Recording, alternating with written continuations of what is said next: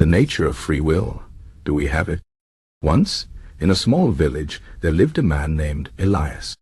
He was known for his wisdom, and people often came to him with their questions. One day, a young man named Leo approached him with a heavy heart. "Elias," Leo said, "I've been thinking a lot lately. Do we truly have free will, or are our choices already decided by something beyond us?"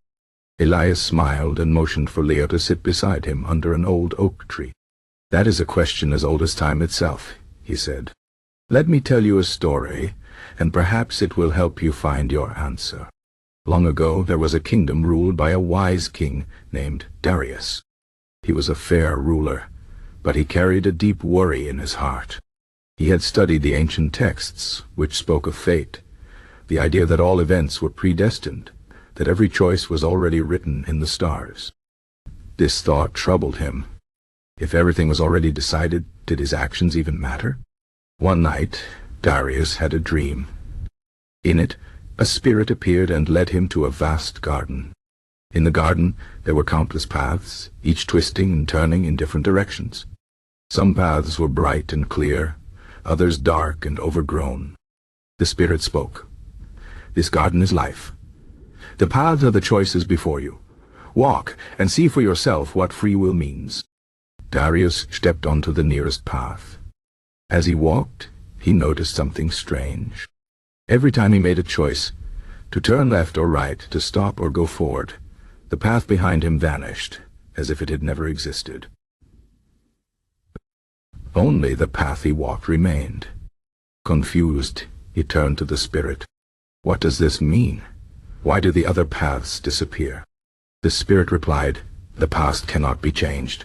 Once a choice is made, it becomes your reality. But the future, the future is always open. The garden is vast, and the paths are endless. You decide which way to go." But Darius woke with a start. The dream stayed with him. He gathered his advisors and told them what he had seen. One advisor, a philosopher named Marcus, nodded thoughtfully. "Your dream speaks of two truths," he said.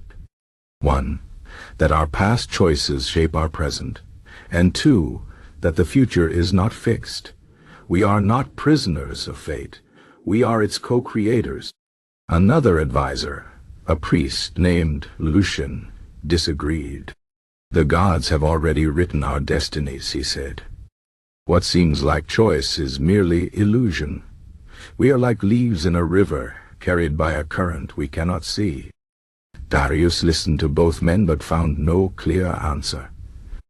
Determined to understand, he traveled to a distant monastery where an ancient sage lived. The sage was old, his face lined with years of thought. "Tell me," Darius asked, "do we have free will, or is everything determined?" The sage poured 2 cups of tea and handed one to the king. "Watch the leaves," he said. Darius looked into his cup.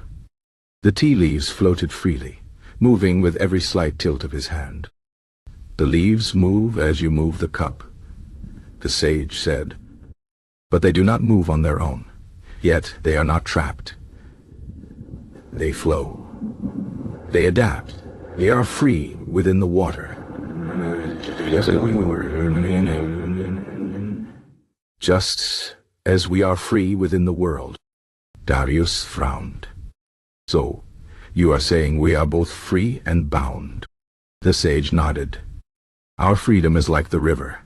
It has banks, limits set by nature, by our past, by the world around us. But within those banks the water flows as it will. We cannot choose the river, but we can choose how to swim in it." The king returned to his kingdom with a new understanding. He realized that the debate about free will was not about finding a simple answer. It was about accepting that life is a balance between what we control and what we do not. Years passed, and Darius ruled with both wisdom and humility. He knew that some things were beyond his power, but he also knew that his choices mattered. He could not control the storms, but he could prepare his people for them. He could not stop time, but he could use it well. One evening, as he stood on his balcony watching the sunset, he thought of the garden in his dream. He realized that free will was not about having unlimited power. It was about making choices within the limits of life, and accepting the consequences with courage. Back in the village, Elias finished his story and looked at Leo. So, do we have free will? The answer is both yes and no. We are free to choose, but our choices are shaped by who we are, by our past, by the world around us. That is the nature of free will, not absolute freedom, but freedom within limits. Leo sat quietly for a moment.